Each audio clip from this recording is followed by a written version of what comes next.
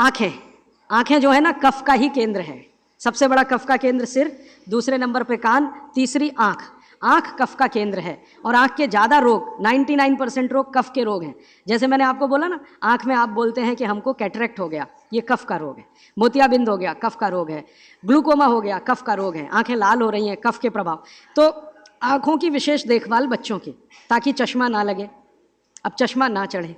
अब आंखों में क्या करें जी, कफ को कंट्रोल करें। तेल नहीं डाल सकते आंखों में, क्योंकि तेल और आंखों का मेल नहीं है। आंखों में हमेशा एक फ्लूइड रहता है, तेल में डालें माने तेल उस फ्लूइड में गया तो गड़बड़ करता है। तो आंखों के लिए घी ठीक है, देशी गाय का घी। तो बच्चों को नियमित रूप से देशी गाय का घी आंखों में लगा सकते हैं तो बहुत अच्छा है। देशी गाय का घी ये कफ को शांत करता है। लेकिन आप देशी गाय के घी को उपलब्ध नहीं कर पाते किसी कारण से, तो फिर भागवत जी कह रहे हैं कि कफ को शमन करने वाली एक और चीज है, वो है काजल। काजल माने कार्बन। कार्बन कफ को शांत करने में सबसे बड़ी भूमिका निभाता है। तो बच्चों को नियमित रूप से आंखों में काजल होना ही चाहिए।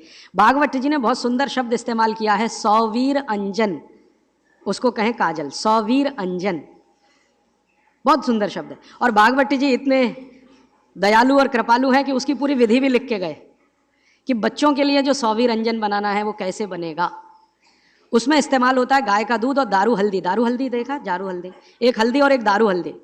तो दारू हल्दी, गाय का दूध, गाय का घी, ऐसी 5-7 वस्तुओं से बनता है। पूरी विधि किताब में है, मैं ज़्यादा समय खराब नहीं करना चाहता। तो बच्चों को नियमित रूप से आँख में काजल, क्योंकि कफ को शांत करे, कान में तेल, सिर पर तेल की मालिश, ठीक है। ये 3 चीज़ें उनके लिए बहुत आवश्यक हैं।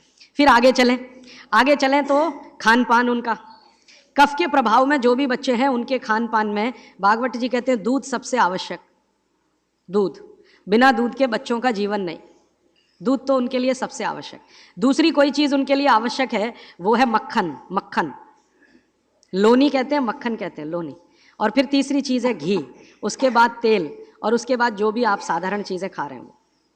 गुड़ बच्चों को बहुत ही आवश्यक है, क्योंकि कफ को संतुलित रखने में जो जो चीज़ें मदद कर रही हैं, घी है, देशी गाय का दूध है, दही है, मट्ठा है, मक्खन है, गुड़ है, ये सब कफ को संतुलित रखने वाली चीज़ हैं। तो ये बच्चों के भोजन में नियमित। अब गुड़